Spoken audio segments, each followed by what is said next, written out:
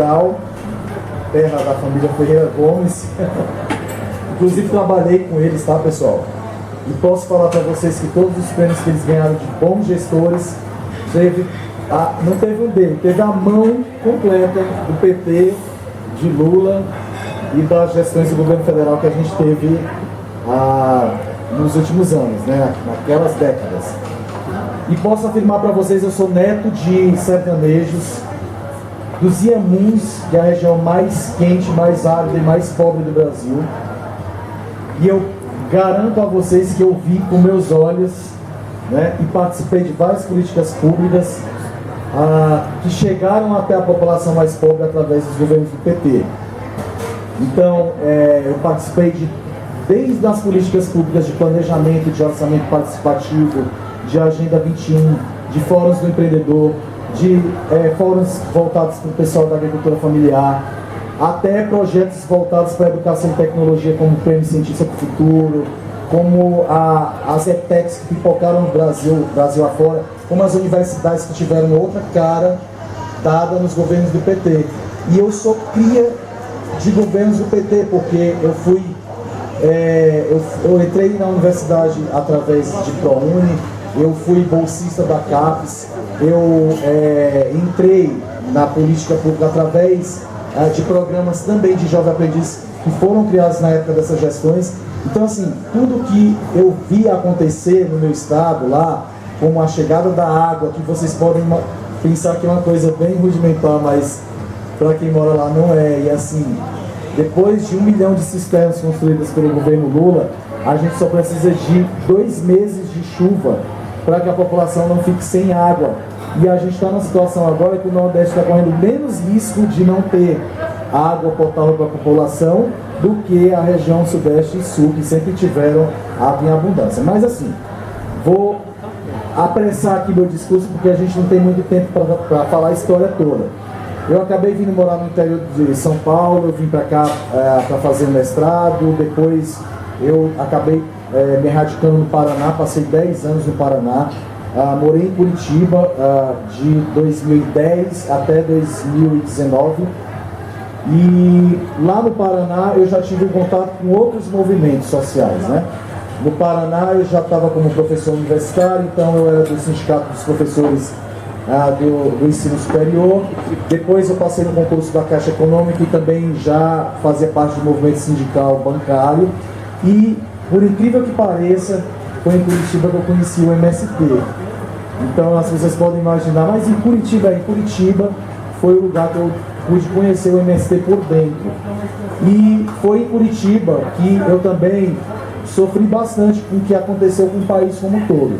Porque no golpe lá de 2016, e aí eu escrevi no primeiro livro dessa coleção da Cleusa, que foi o Crônicas da Resistência, ali, no dia que a Dilma foi cassada, eu acho que eu chorei feito uma criança, sabe? Porque assim, eu tinha a exata noção do que estava acontecendo no país e tinha um medo muito grande do que pudesse acontecer com o Lula.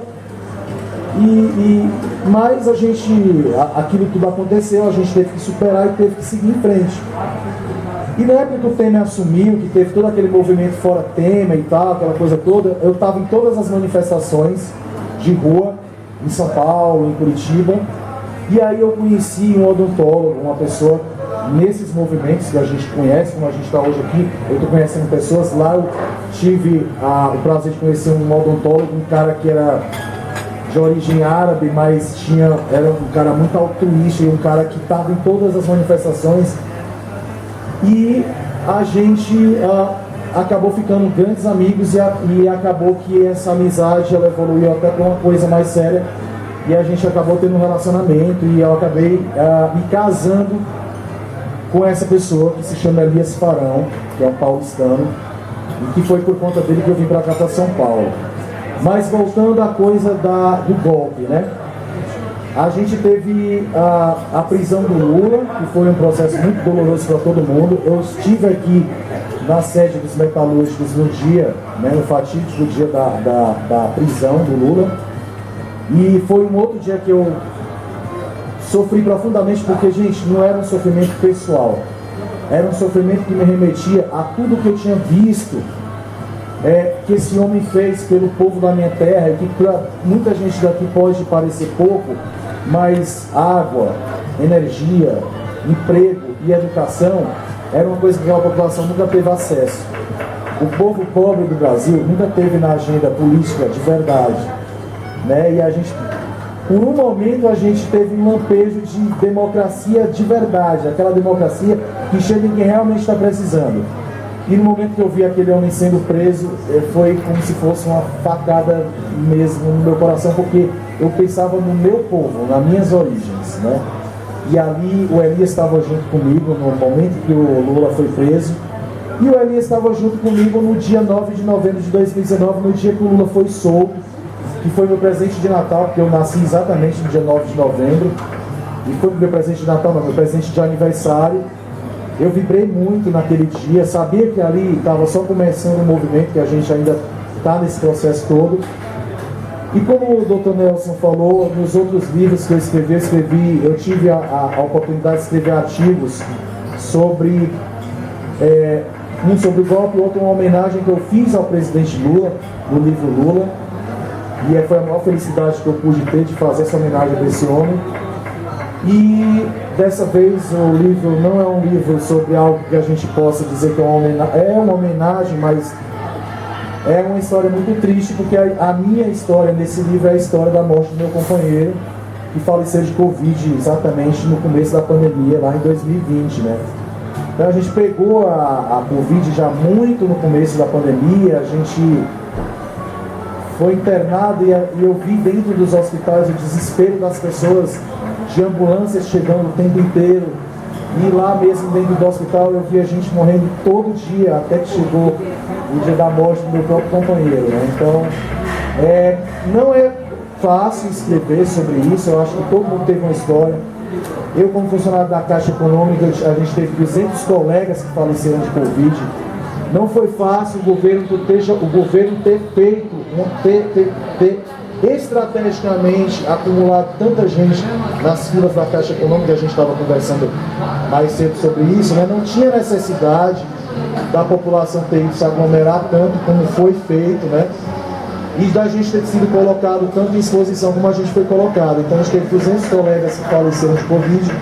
E a minha homenagem nesse livro é ao meu companheiro e aos 200 colegas que eu perdi nessa pandemia, tentando atender a população da melhor forma possível, mas sabendo que foi uma estratégia mesmo de genocídio calculada, de colocar uma população que mal sabe assinar o nome para receber um benefício no aplicativo de celular, como se toda a população brasileira tivesse acesso a um celular na internet, né? E a gente está falando do público do Bolsa Família, de aposentados, de pessoas que realmente são excluídas não só da economia, mas do mundo digital e de tudo que a gente possa achar que o cidadão comum tem acesso. Então, pessoal, é isso. Eu acho que tem vários autores que também não foi falado aqui, Dr. Nelson, mas a gente tem 5 autores que faleceram de Covid, né? Então, que vinham como companheiros de outras obras e não estão mais aqui. E essa é uma homenagem também a essas pessoas. E a gente teve colegas que perderam pai, a gente teve colegas que perderam mãe, a gente teve colegas que perderam esposo, esposa, filhos. Eu não consigo imaginar a dor de um pai e de uma mãe perder um filho, porque eu não sou pai. Mas eu vi isso nos olhos da minha sogra, que tem 85 anos, e a dor de uma mãe perder um filho, eu acho que só sabe explicar quem é mãe, né? A dor na alma que a pessoa sente, a dor realmente muito profunda. Então dizer que a história que a gente relata, muitas das crônicas que estão aí não são textos muito fáceis de ler, né? Alguns textos vocês vão ler e realmente vai ser pesado, porque nós do campo progressista, a gente sofre um sofrimento alheio. A gente sofre quando a gente vê um morador de rua que está numa situação ruim, em que há uma população cada vez mais presente, enfim. A gente sofre com a dor do outro. Então, é um livro que, como o Dr. Nelson falou, foi muito difícil escrever, mas que foi um prazer ter recebido novamente esse convite, porque a cada pessoa que tem essa sua história, por mais que seja uma história triste, é uma história que está registrada, e que fique claro para as próximas gerações que nós tentamos com todas as forças lutar, mas que infelizmente a gente chegou nessa situação, e é uma situação que a gente tem que continuar lutando para mudar, porque o Brasil não é isso que está aí. O Brasil não é esse governo. O Brasil não é essa situação. Não são. Esse presidente está aí por uma questão de circunstâncias muito específicas, mas com o trabalho da gente, com a luta popular, a gente vai conseguir com certeza reverter e fazer jus à memória das pessoas que a gente perdeu nessa pandemia.